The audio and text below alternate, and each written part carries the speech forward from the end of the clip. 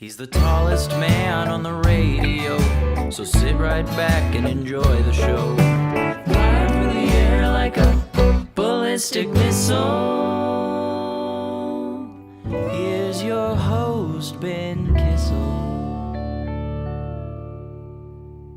Hey, what's up, everyone? How you doing? Ben Kissel here, hanging out with Kyle Ploof. Hey, what's up? Check out Kyle Ploof on the Death and Entertainment Podcast and all the shows here on the Ben Kissel channel. This is the political show. Uh-oh. Super exciting political show. You're in trouble now. Watch out. Hot takes coming your way. Fire. We have a bunch of stuff to get to today. I say Okay. that every episode because every episode, you know what? We have a bunch of stuff to get to that day. Uh-huh. They're checking the stools. They're checking all the wastewater now to see how many people are on opioids. Oh. Yeah, they're sifting through our poops and things of that nature. So Wow. we're going to talk about that Very and a nice. whole bunch of other things.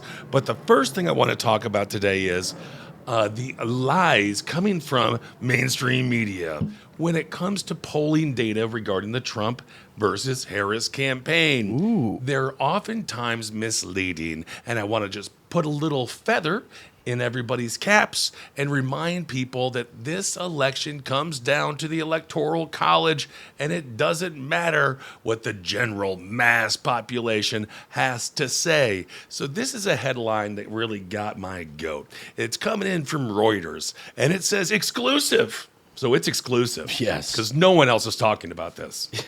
Harris widens lead over Trump with boost from women, Hispanics. That's according to a Reuters Ipsos poll. Okay, so that's like if you are voting for Harris, and I'm sure there's many people listening that are Harris supporters. Sure. You might have a feeling from 2015 is now coming back to the future in 2024. Oh, it's a guarantee. There's no way she's going to lose. But when you actually look at the data, when it comes to the states that matter the most, which are the swing states, Donald Trump is leading by 2 points. Yeah, I was going to say that they haven't even. She said they're saying Wyden's lead. They've never reported that she was leading at all. Well, it's again, that's why there's so much misinformation, and you don't want to fall for it because all of a sudden it's November. You say, "Oh well, I was going to vote for Harris, but I just read she had a 7-point lead. Who cares? It doesn't matter." Or vice versa. You say, "Oh, Trump is going to lose. It doesn't matter whatsoever. I'm not going to vote at all." These things are manipulations of the constituents' minds. So in the 7 states where Donald Trump desperately needs to win, Wisconsin, Pennsylvania, Georgia, Arizona, North Carolina, Michigan, and Nevada, he is up. So yes, the polling data from a national perspective, taken in all 50 states, she does potentially have a lead, but the states that matter most are the swing states. So I just wanted to point that out because I see it all the time. There's also a thing that comes with polling data. Well, they'll be like, it's 49-44, and the margin of error on the poll will be like 6, Right. which means it's a 12-point swing either way. Don't believe any of this stuff. You have to get out and support the person you want to support because no matter what the headlines say, this is not a shoo-in for any candidate. This election is going to be razor thin, which I'm trying to get myself with my Wegovy because I'm off Ozempic. Oh. Yeah, Ozempic's too expensive. I'm on the Wegovy now. All right. Indeed. So I don't know. That was just getting my goat. Yeah. Another thing that I find to be quite interesting, politicians, you know what they do? They speak out both sides of their buttholes. Why? Because they're always blowing gas, Hey. which is why this country has a mad case of pink eye. Nice. It could never be more obvious than in the case of a Pennsylvania congresswoman. Happens to be a Democrat. And it is one of the funniest things she got caught doing. So she was writing a constituent. This constituent in Pennsylvania said, "Can you please be more pro-Israel?" They were like, "We want more bombs. Gaza, it's not bloody enough for me." Also want to point out Benjamin Netanyahu, of course, the prime minister over there in Israel. He's building a lot of settlements in the West Bank. He almost wants the conversation about Hezbollah and Gaza to continue, even though it's horrible looking to the naked, normal eye. But for him, he's like, well, at least they're not looking at the really horrible shit I'm doing over here. Just when you thought he couldn't get any possibly worse. So she wrote this letter. This constituent wrote this letter to this Congresswoman, Representative Susan Wild, and Susan Wild wrote her back. Okay, well, that's good. The only problem is Susan Wild wrote her back with 2 different letters. And one of these letters said, "Constituent, you're completely right. Israel has the right to defend itself." But then the other letter said, "I'm calling for an immediate ceasefire." Ooh. So basically, they double stuffed the envelope. Whoever was the intern on this one, she was too busy getting boinked in the cafeteria, or he. Thinking about Oreos, double stuff. You never know what's going to happen. Yeah. I have to make it sexual. Why not? It's a Hey. fun show. This isn't Pod Save America. Yeah. Thank God. So the dueling letters, they were obtained by the Washington Free Beacon. They were sent out and signed by Representative Wild herself. They appear to be on stock letters that were drafted by the office while pushing out such letters to constituents. So basically a constituent writes them and been like, "We hate them Jews." And then they're like, "Yeah, we got a letter for that." Hey, And send then- out the Jew-hating letter. Yes, did he get the Jew-hating letter sent out? Ooh, he got the Jew supporter one. God damn it, you're fucking screwing me over. Oof. It happens all the time, and I find this to be hilarious that it just came in such an obvious, literal package to the constituent. And that's why people, either you look at Congress, the approval rating is like 14, 15% on a good day. Yeah. It sways between if Matt Gaetz is having a nice hair day or not. Have you gotten into an argument with his eunuch that morning? Indeed. Oh my God. You can imagine the poor sexless eunuch in the corner of Matt Gaetz' office, just sweating profusely from forehead to weird vagina. I wouldn't even say sexless. I would say Matt Gaetz is getting after it. You think so? Oh, yeah. With a eunuch. Yeah. Well, you heard it here first, folks. That's the kind of breaking news we do here on the program. Yes, Matt Gaetz has a sex-fueled eunuch. So in the pro-Israel missive, the Congresswoman said she's outraged, devastated, and heartbroken over the vicious Hamas attack. Oof. Obviously, it was vicious and it was heartbreaking and it was absolutely horrible. Yeah. We can separate these two things. People killing other people for fun is bad. Ain't good. Just going to say that. But then she says in the other letter that she expressed support for the Israeli people. Oh, she says, "I express support for the Israeli people and all fellow Jews." Then she said again, Israel has the right to defend itself. She also pledged to do this is a quote, "I'm going to do everything I can as your representative to ensure Israel has the ability and capacity," which means a lot of our tax dollars going over there to blow up children, "to restore and maintain its security and safety of its citizens." And then the other letter that was sent, the Congresswoman said, quote, "I'm outraged, devastated, and heartbroken." Oh. But this time, she was devastated and heartbroken about, quote, "the unspeakable tragedy continuing to unfold in Gaza." She didn't even change her emotions. No. She's outraged, devastated, and heartbroken about it all. To be fair, can you not be? I suppose you can. This is just her being totally honest for all those people who love Nightmare Before Christmas. Me? First date I ever went on with my friend Elizabeth. Ooh. 11 years fun. Went to see Nightmare Before Christmas. Immediately fell in love with the mayor character. Oh, yeah. It's two-faced. It's happy and fucking terrified. Yeah. And that is every politician in the world. So the letter goes on when it comes to demonizing Israel. They say the Israeli military has inflicted devastation on staggering numbers of innocent Palestinian children, families, and civilians in Gaza. And then she called for an immediate ceasefire and pledged to, quote, always listen and fully consider. Just unreal. We are done sending our tax dollars to them. Well, yeah, I don't think that's going to happen. No. It seems as if this war will continue for the foreseeable future. So it was a mix-up, and in many ways you can say, oh, that's kind of a funny goof. But on a serious note, this is why, again, the American people are so sick of American politics.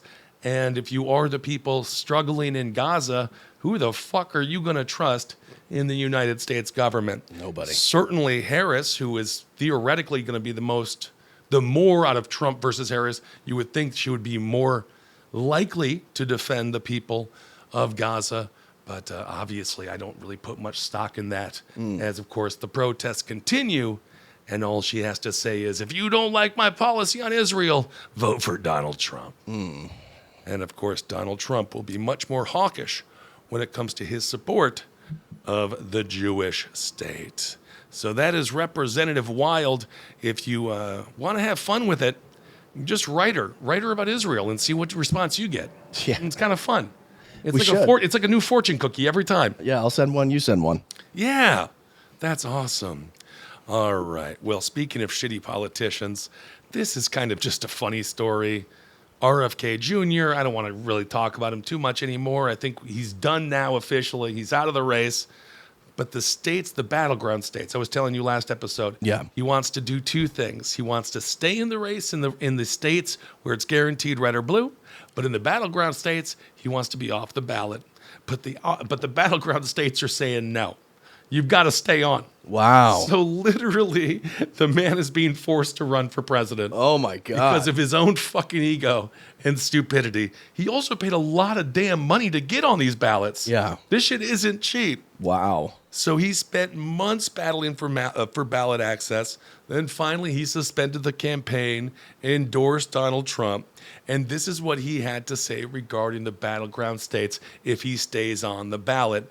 And again, I'm truly this time not doing the impression because I'm slowly becoming him.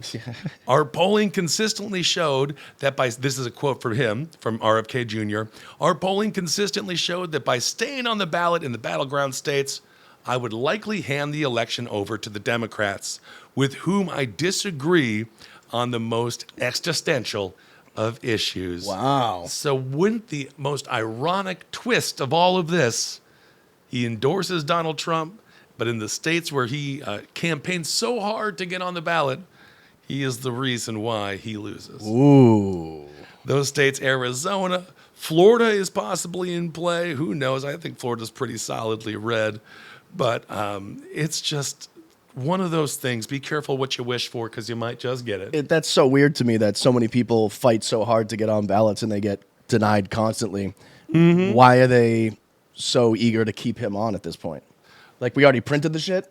I think it's done. Wow. I mean, early voting starts in September. It really could just be that simple. Wow. Like, no, we got 30 fucking days here, buddy. Yeah, we already printed the fucking...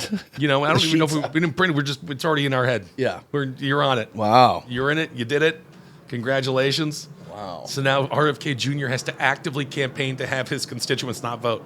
Please don't vote for me. Don't vote for me. Don't vote for anyone. Wow. Stay home. Please, God. Vote for Donnie. I need a job.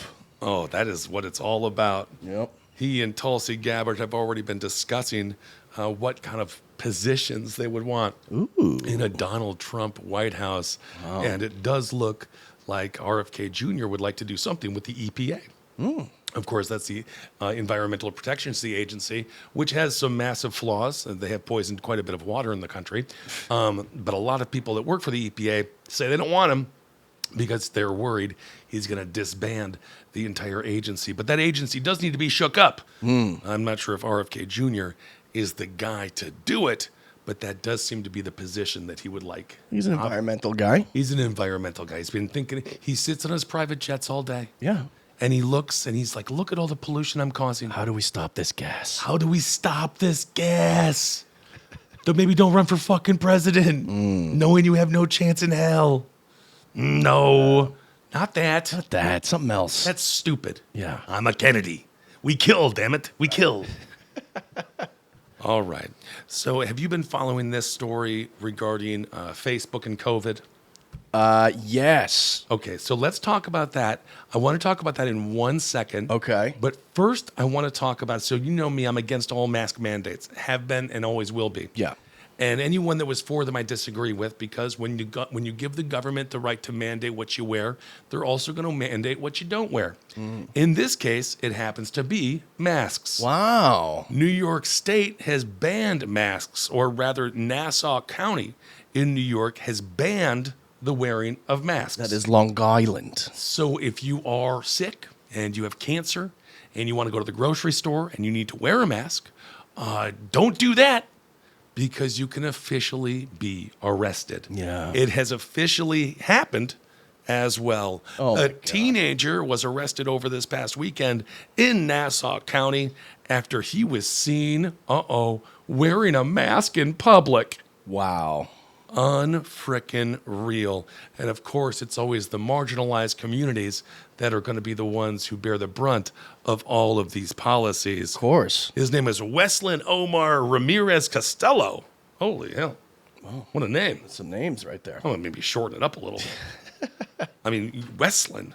Yeah. That's kind of a fun. I used to do that. I was a Westler in high school. Ooh. Got third in state Nice. in the Catholic League. Yeah. That means you just got to touch each other's balls a little bit. Check for oil. So he's in Hicksville. He's from Hicksville. He was arrested Sunday in Levittown after officers responded to a suspicious male walking down Spindle Road. Wow. And he was wearing a mask, and they say it was to conceal his identity. Oh. So Ramirez Costello allegedly continued to display suspicious behavior while attempting to conceal a large bulge in his waistband. Whoa. So the gun, I could say, that's an issue. Sure. If you have a gun or maybe a hemorrhoid, again, go to the doctor, wear a mask, go to the doctor. Sure. But in this case, they said, well, we're not here for the bulge. We're here for the mask. So the police officers stopped him, patted him down under the mask, under the mask law, right? So that's why they stopped. It was the stop and frisk. And they're like, we're stopping you because you're wearing a mask. We want to touch your face. We want to see that face, beautiful face. We want to see the face behind that bulge. During this, they found a knife. Ooh. But again, the probable... In the mask? Not in the mask. Oh. Probably in his crotch. Ah. But the probable cause was wearing the mask. So now we have police officers, when they see you wearing, what are they, the 1093 masks, or what are they called? Yeah. 890, I'm a fucking asshole mask? Yeah. I don't know. And again, if you're ill, wear a N95 mask. or something. I don't tell people what to do whatsoever. M95, yeah, they all sound like gangs. Yeah, N95. But anyway, so he was charged with criminal possession of a weapon, obstructing government administrations, and charged with violating the Mask Transparency Act, and he was arraigned on Monday. So there you go. It's officially happening. The masks were cool in the eyes of the government for a couple of years. It was so weird And now, no can do. during the pandemic. It's like before the pandemic, you try to go to a bank with a mask on. They're like, hey, you can't come in here with a hood and a mask. And then during the pandemic, they're like, hey, you can't come out here without a hood and a mask. Yeah, well, you don't want to Meanwhile- cough over like clean American money. Yeah. That's full of cocaine. Cocaine and stripper sweat. Absolutely. So anyway, I just think this shit, when you give them an inch, they're going to take a mile, and that's exactly what they have done. Yeah. Shout out to Levittown, too. Governor's Comedy Club's out there. Oh, Governors. Yeah. I've heard about that one. Yeah, great club.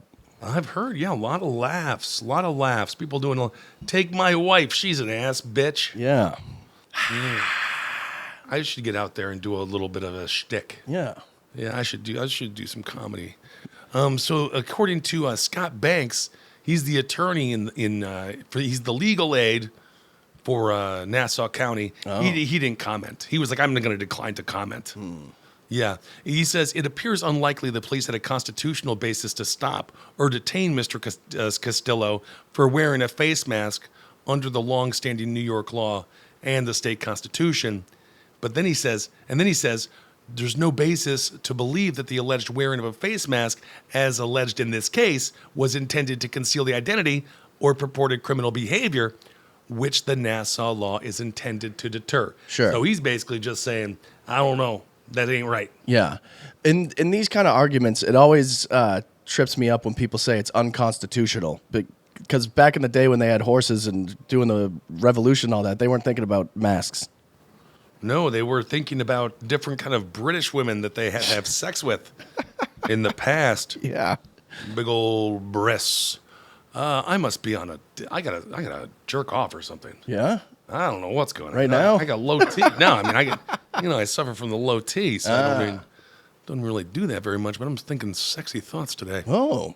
Yes. All right. Well, speaking of sexy thoughts, everybody's grandmother and everybody's mother. Where are they? They're on Facebook.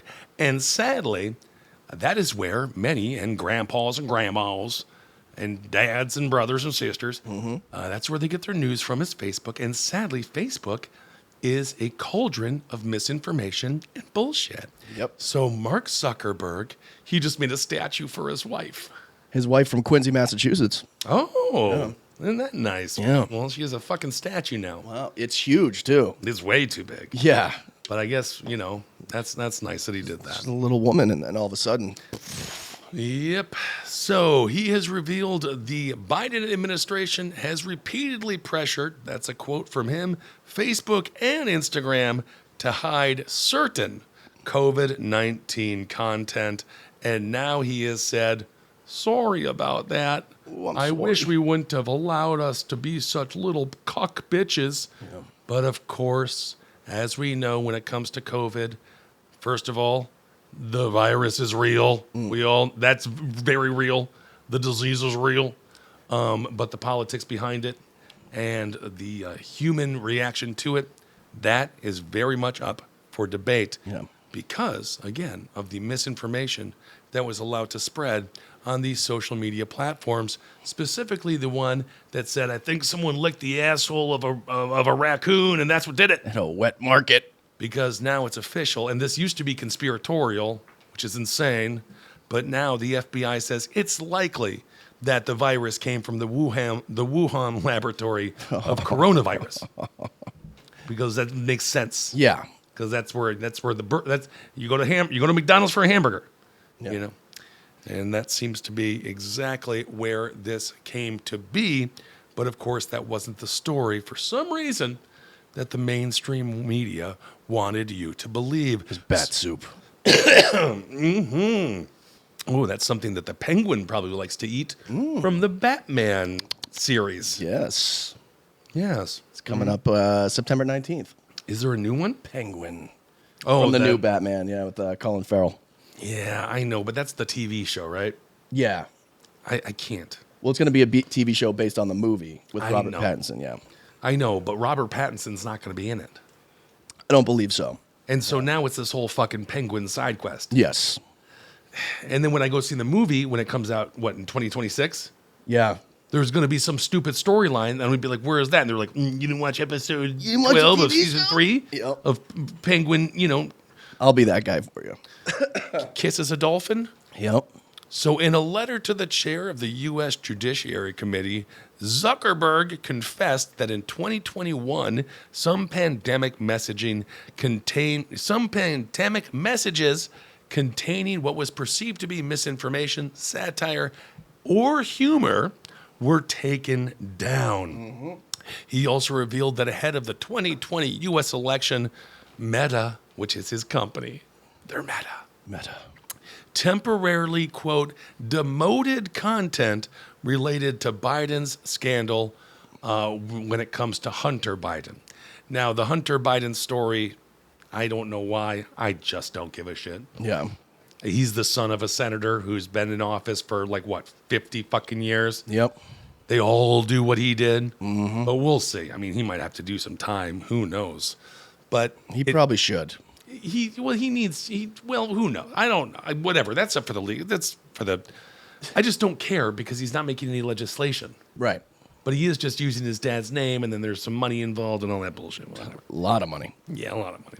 So Zuckerberg also said he claimed that the FBI warned of, quote, potential Russian disinformation campaigns unless messages about Hunter, who was found guilty of lying about drug use, were effectively buried. And similar things were done when it comes to COVID as well. So now Zuck is coming out, and he has said that they shouldn't have done that. And he says, I regret that we were not more outspoken about it. I wonder if was he just pressed on that, or did he just come out and say, like, I just feel bad? I think he feels bad, and he was pressed on it too. Wow. Yeah, he said, we made some choices that, with the benefit of hindsight and new information, we wouldn't make today. I regret it. We were not more outspoken about it. Like I said, our teams at the time, I feel strongly that we should not compromise our content standards due to the pressure from any administration in either direction. Yeah. So, I mean, my God. History, if you don't study it, you're doomed to repeat it. Oh, very clever line, Kyle. You know, censorship has never really worked out in a way that benefits anybody except the people who don't want you to know certain things. So, absolutely. he of all people should know this. Yes, I'm reminded now of the Telegram CEO, Durov. He is now facing charges in France. That's Pavel Durov.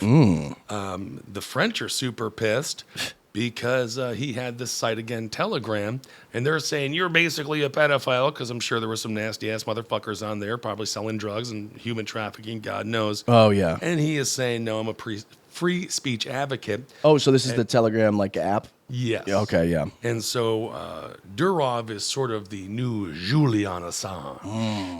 And I would say, just my heart of hearts, you got to free this guy. The internet is supposed to be an open forum for conversation. Yeah. Obviously, bust anyone who is involved in child human sex trafficking or anything else illegal. But thoughts should not be criminalized. So free speech advocates and many other governments and many other people have spoken out in Durov's defense since his arrest last weekend. Wow. So anyway, we'll see what happens with that. That's in the French hands, and their leader in France, I think is that Macron character. Oh, yes. Yeah, he said, don't worry, it's not political. Yeah. Well, did he try to pull like an Apple and not give names of people who were like pedophiles? He didn't do or it. something? He wouldn't give away any information. Yeah. That's tough, but I mean, yeah, it's hard to charge somebody because it's not him, but he is giving a platform to people who are doing bad things. That, my friend, is the debate. But do you throw the baby out with the bathwater? Well, speaking of bathwater, this next story is about something that's the exact opposite. Oh, It's wastewater. dirty. So, not long ago, tracking the spread of viruses such as COVID-19 was considered to be a little bit difficult to do. But now there's a new thing called wastewater monitoring. Ooh. So basically, what happens is officials sift through human waste, and then they see what the infections are, what the diseases are, and also how many drugs are in the supply of people's feces, which obviously is an indicator of how many drugs are around on the streets. So I thought this was absolutely disgusting. Is it like an 80s cop that just sits there in the water and just does the old like, oh, it's cocaine. That's cocaine. That's Yeah. good. I'm going to give myself a little gummy on that. Yeah. Absolutely. So it's quite interesting. The opioid crisis is now being tracked through wastewater. So this could be positive, I suppose, unless, of course, we start arresting people based upon what they shit out of their assholes. So this is called wastewater epidemiology. I want to thank Kyle for telling me how to say that word. Hey, epidemiology. Epidemiology. Coming to the stage next at Butt Chunks. So that's the process of monitoring health indicators through pure, uncut, raw sewage. Nice. Before this, before they were testing for opioids, they were testing for things like SARS and COVID.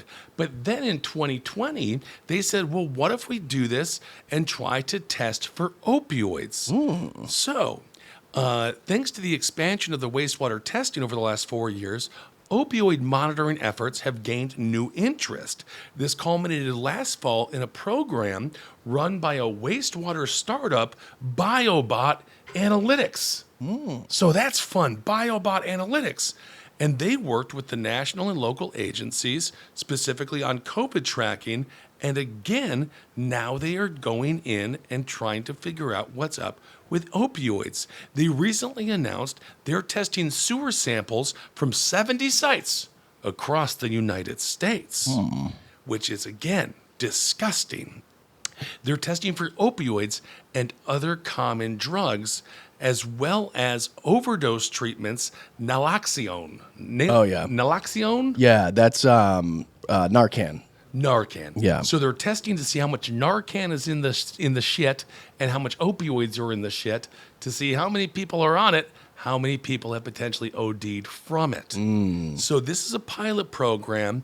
It aims to demonstrate how researchers and health officials can use wastewater data to inform overdose prevention efforts. This is according to Nora Valco. She is the director of the National Institute on Drug Abuse, which funded BioBot's work. And this is quite interesting. Valco says, we need something that is sensitive and timely for detecting what drugs people are exposed to.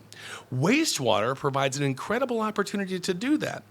The data reported has real-time effects on how many opioids are flowing through the country at any given time. Flowing through our asses. Exactly, which I would assume can also be used for things like fentanyl. Yeah. But then can it not also be used to criminalize certain communities that perhaps have more drugs in their sewers? Yeah, and people also get rid of pills by flushing it down the toilet.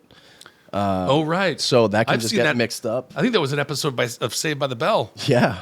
right? Yeah. Didn't Jessie Spano, did she flush those speed pills? I think she was doing caffeine pills, which is hilarious. Oh, those will get you. They will. I'm so excited. They will. I'm so scared. Well, she was. She was both of those She's things. hopped up. Well, absolutely. So it's pretty disgusting. I want to find the quote of the people that actually go through this. So this is according to one of BioBot's labs. This is according to Kate Hess-Jamez. So what does it look like? They get mail samples sent to them, right? And they say when we receive the samples, they're typically really gross. Yeah. Which I'm happy she doesn't love them. It's a shitty job, but someone's got to do it. Exactly. I've been swimming in raw sewage. I love it. Remember that from Naked Gun? Oh, yeah. I love it. And then his microphone wasn't working and they couldn't save him. So she says, when we receive the samples, it's usually pretty gross. Then she goes on to say, it's because of chunks of vegetables, bugs, and other items people have flushed down their drains that mix with the human waste. Good Lord. So she says her and her colleagues filter out the solid waste and then isolate the specific chemicals that they want to test from the remaining liquid. So after that, the samples are they analyze all the samples, and then they have a good sort of measure of how many drugs are in the system. Wow. So the technique is akin, this is what they say, the technique is akin to sifting through a bowl of Halloween candy. So that's a strange neighborhood. That's a neighborhood you're going to want to get out of if this is like sifting through a bowl of Halloween candy. Vegetables and shit chunks. With little bugs. Ugh. Speaking of Nightmare Before Christmas. Yummy. So they say the machine that they use separates the candy into various piles. M&M's here, Starburst there. Yeah. Continuing with their analogy. Then what they do is they count up the piles and they quantify how much each chemical is present based upon the molecular signature. So this is kind of a new approach when it comes to the war on opioids and, of course, fentanyl. Oh, boy. But naturally, when it comes to fentanyl, where is it all coming from? Much of it is coming from the southern border, which brings us to one of our last stories. And my thoughts on immigration, my father being an immigrant, I think the majority of immigrants, they want to come here, they want to work. They want to help society in many ways. However, as we've seen, there are some bad actors. Yes. As a matter of fact, today in California, a group of immigrants just took over a school bus full of kids. What? Did you see that? No. Yeah, search it. It's Oh, crazy. God. They literally went on a school bus full of kids and started picking up the kids. We're like, it's our bus. What? And of course, Kyle had it. Well, I don't know if those were illegal immigrants. That's a homeless situation. Oh, Jesus But- God. Anyway, so the Democratic-controlled state legislature, it has passed a bill, and this bill, we need to take care of the people who are in California first before we can come close to taking care of people who aren't even here legally. Not that It wasn't homeless. It was migrants. It was. That's what I'm saying. Yeah, 20 migrants tried to show up and pick up a bunch of kids. Yeah, that's what I was saying. Holy shit. So that was bad. Yikes. Yeah, you didn't want you. That's not a good thing at all. Wow. And obviously, again, it ties into fentanyl and all of those things. Good Lord. So Assembly Bill 1840, it was approved this week. It is a taxpayer-funded home loan program which provides illegal immigrants $150,000 in down payment assistance Jesus. for eligible first-time homeowners. Can I get my citizenship revoked? That's the problem. They don't take care of the people that are here. Yeah. And we have so many unhoused folks, homeless people here who are suffering. I just don't understand why this law was able to pass. Many people are calling on Gavin Newsom to veto it. This is according to California Assembly Republican leader James Gallagher. He says, I didn't know it was possible to make the border crisis and housing crisis worse with just one vote, but the Democrats were able to do that. He added, giving taxpayer-funded housing subsidies to illegal immigrants will drive costs even higher and encourage more chaos at the border. And so this is different than giving someone a path to citizenship, things of that nature. It's just the people, there's so many people suffering here. Yeah. And when the folks who are suffering that pay taxes and are from here see this, I think it is just disheartening. Yeah. This also could be disguised as like a land grab because they know that they're going to default on them and then the state will just own the houses and be able to sell them for more. Oh, that could be the case as well. So, California, right now, there is 180,000 people who are homeless, and there's 1 million Californians who live in deep poverty. Mm-hmm. You know, And those numbers are low. those numbers are low. I mean, they say in Los Angeles County, I think they said it was $100,000 to be considered middle class. You have to make that per year to be middle class. And speaking of masks, you know, there's a reason you got to put your mask on first. If the plane has some turbulence, you got to get your own oxygen, and then you can help out other people. Right. They're not helping out the people here. They're leapfrogging all of these people who are suffering and passing legislation like this so that rich white people can pat themselves on the back and say, I'm not racist, I'm one of the good ones, until, of course, a migrant walks into their neighborhood and then they have them arrested. Yee! Which Yeah. is the ultimate hypocrisy of all of it. Migrant with a mask. A migrant with a mask that we no longer like. Yeah. So that's why, you know, anytime, so the Democrats have a supermajority in California, and anytime one party has total party rule, whether it be California or Texas, it's just a breeding ground for corruption. California also faces a $46 billion budget deficit. So naturally, there's a lot of people, it's mostly Republicans talking about it, who are upset about this. Yeah. But I understand. And again, if you're one of the people who are suffering, one of the millions of people suffering in California, you look at this and just feel like, does anyone have our back whatsoever? No. And that's very sad. Yep. All right. Oh, and also just lastly, Brittany Mahomes. She's in a lot of trouble because she keeps on liking all of Trump's stuff on Instagram. Oh. But look at her. She is definitely voting for Donald Trump. Yeah. Yeah, that's a woman that's voting for Trump. Yeah, rich white blonde lady. Yeah.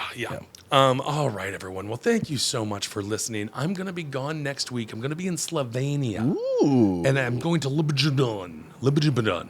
That's their capital city. Oh. It's spelled with LJUB something. And I'll be there.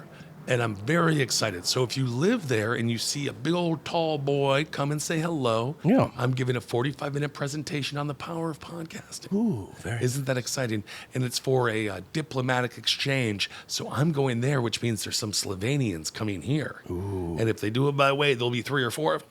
Wow. Although I have to, because this is a government thing, I got to fly in the coach, which I'm not against, but I'm just a little bit concerned. I got to squeeze in there. A big boy.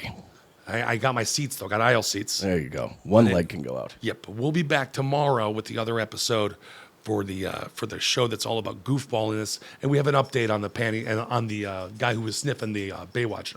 Ooh. Yeah, she's fine with My guy. your boy. Yeah. Yeah, you're a very controversial boy. Yes. All right, everyone. Hail yourself. We'll talk to you soon. Bye.